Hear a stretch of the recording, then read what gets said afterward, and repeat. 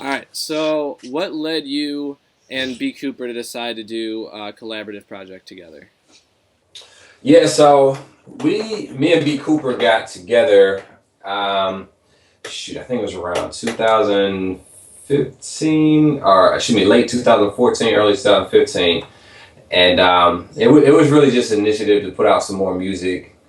We both just respect one another as artists, being label mates, and also out of everybody on the label, I think me and Coop have grown the closest together.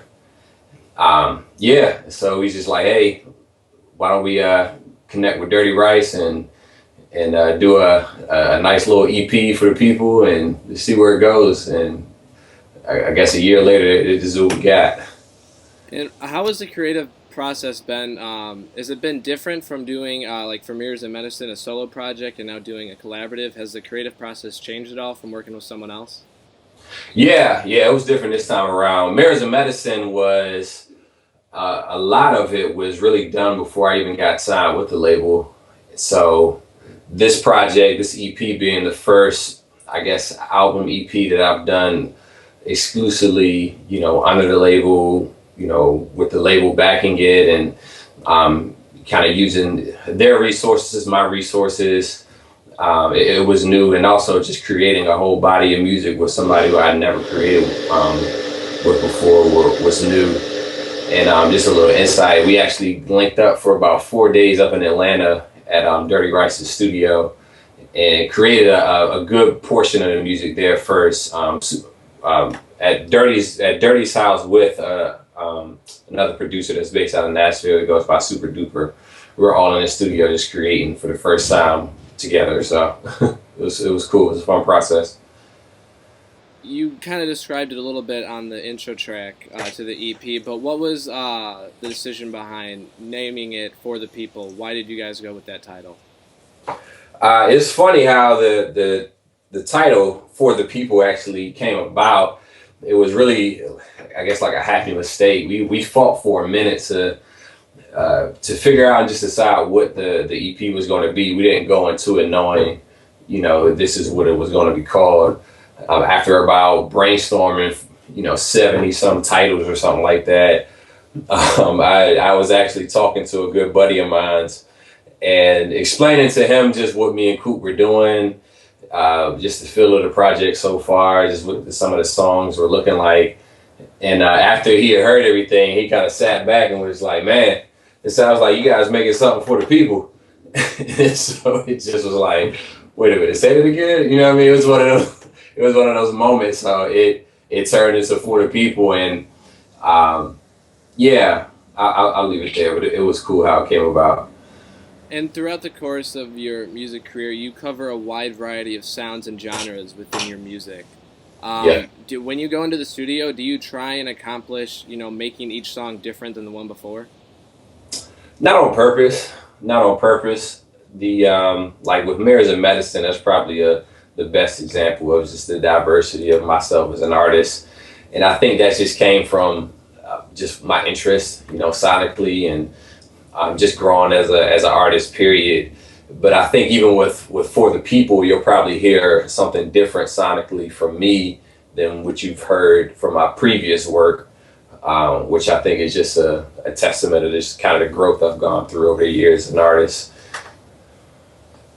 You've released 3 songs now from For the People. Mhm. What can we expect from the remaining songs on the EP? Yeah, it's a very big and very encouraging record.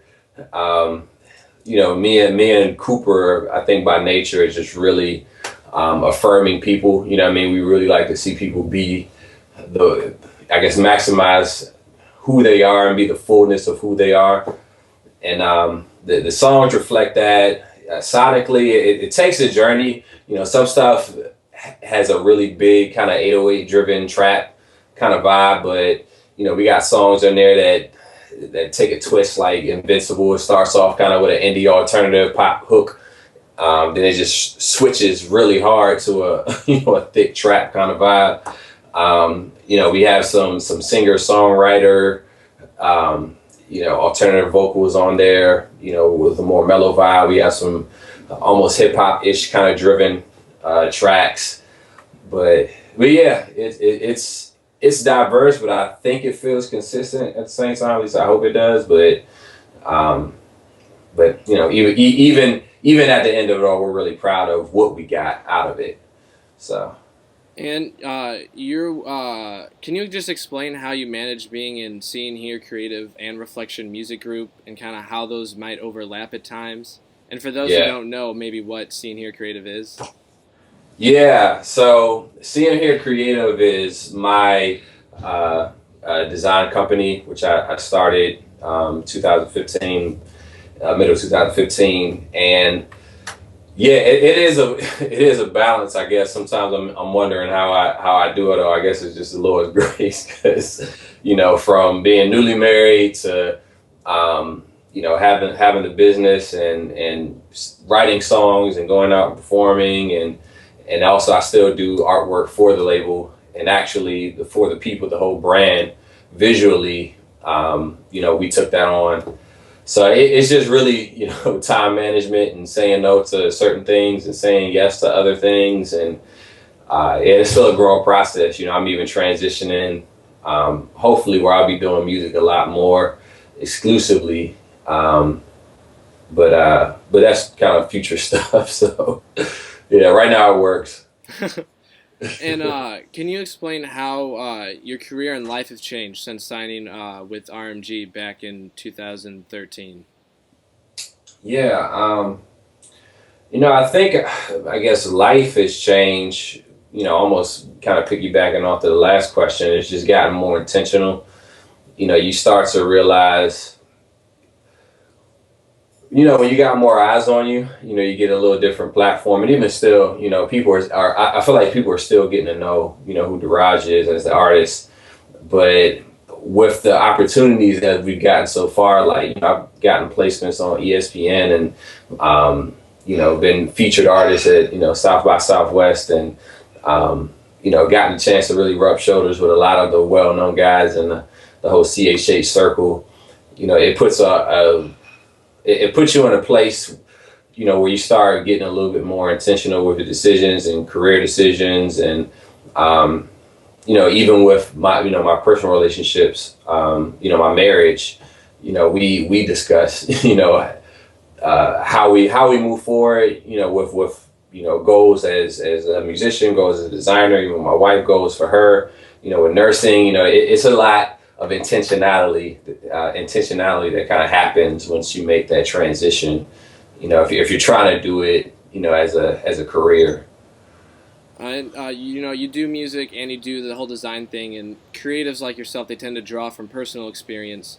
Could you just Yeah. give maybe a brief testimony and kind of how you got involved in both music and design? Yeah. So I guess throughout the duration of my life, art and music have always kind of been parallel. At a young age, I used to, you know, sketch and draw and that kind of deal. And I think when I was probably around like 9 or 10 is like when I wrote my first rap, and it was really because I was influenced by my older brother at the time. He had a large rap group that he was a part of, and this is when I lived up in Prince George's County, Maryland. And yeah, man, it was just an outlet for me, you know, over the years. You know, I just love putting my hand in something and creating things. So much so when, you know, I ended up moving from Maryland to Virginia. Virginia is actually where I ended up becoming a Christian. And even when I became a Christian, I felt like I was doing music a little bit more frequently, because that was a way for me to express my faith and encourage people. And, you know, after I made the transition down here to Florida, a couple years after, you know, after I moved to Virginia, you know, I kind of kept it going. And design actually is what got me noticed by RMG originally, because they were looking for a graphic designer. I think the first project I worked on was a t-shirt design for Canon. And after a while, they just kind of found out about the music I was already doing locally. I was getting a little buzz here in Orlando. And they checked out the music and they liked it and offered me a deal. So I always tell people I'm probably the only rapper that got a deal from doing artwork. Yeah. So. And could you just go into a bit more detail about that transition from non-Christian to Christian and what that journey was like for you? Yeah, definitely. So I wasn't necessarily, I guess, raised um, as a Christian. I mean, my mother, she was probably the only connection I had to God or the church or anything that was relating to the faith. And I grew up in a divorced household, so sometimes I was with my mom, sometimes I was with my dad. My dad, he didn't attend church, so whatever familiarity I had with it came from my mom. She ended up moving to Virginia during the time we were all living in Maryland. She ended up remarrying and moving to Virginia. There were a few situations in my life as I was growing, like into my teenage years, early teenage years.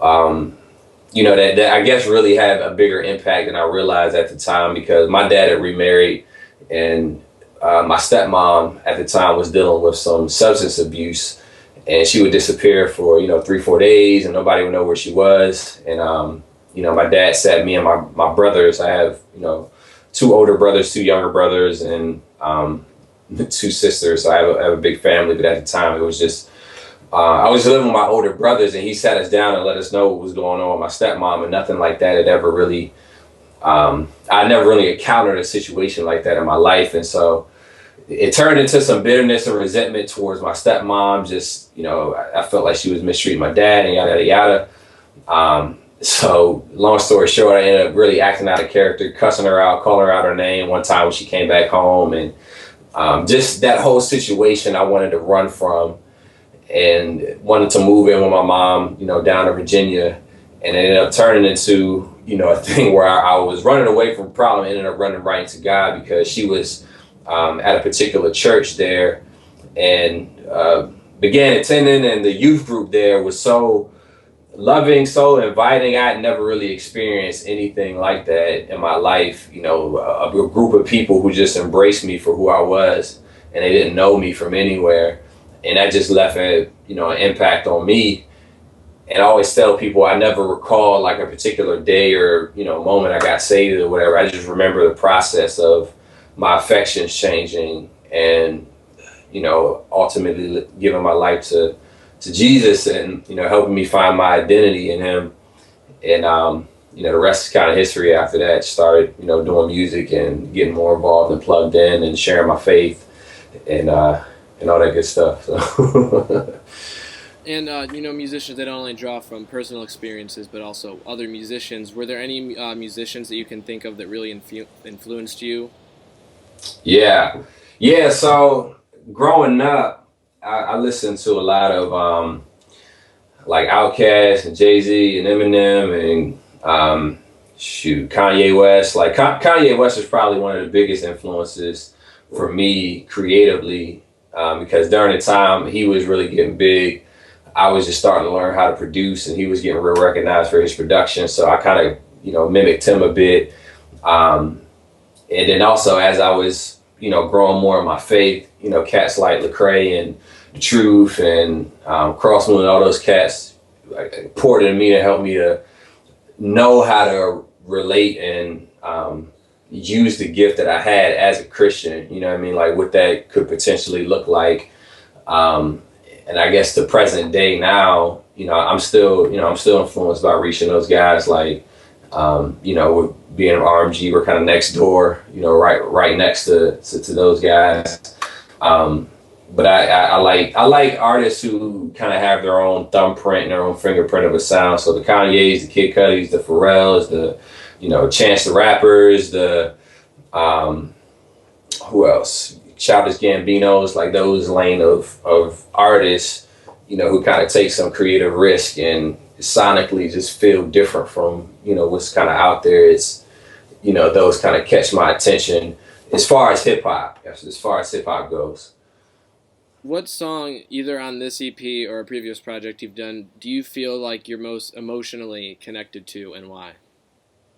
Oh wow, I'll do both, past and present. So past, on Mirrors and Medicine, No Fear was probably the most impactful song for me, because that song was even birthed out of a place of me not being afraid to be all of who I was made to be, and it became like an anthem, and and something that was just a resounding, you know, chant in my heart, like that particular song. Present day, like on this EP, the one that always just kind of comes to mind immediately is Invincible. And it's kind of on the same lane of what No Fear kind of did, with where now we're more aggressively encouraging people, like, there's so much inside of you, and a lot of times we're so afraid to admit that, or so afraid to approach that in a way where, you know, we agree with it. You know what I mean? Because I don't think we realize, like, we're so unique, and we don't have to play this comparison game all the time. You know what I mean? Like, it's okay to be who we were made to be, and own it. You know what I mean? So that's why I think the chorus even in that song is kind of so soothing and so gentle, but then we get into like the meat of it when the verses drop. You know what I mean? And it's really drilling it home, like, let's do this. You know what I mean? It's like, you got it. You know. So yeah, so those two songs, No Fear and Invincible, probably, you know, are favorites for me. Hey everyone, this is DJ JD. I hope you liked that last video. If you'd like to see more, go ahead, click that link right there. It'll take you to our YouTube channel where you can subscribe and see more of our videos. Also, be sure to listen in to the Unashamed Hour every Wednesday from 5 to 6 p.m. Central Time on WOG FM Radioactive.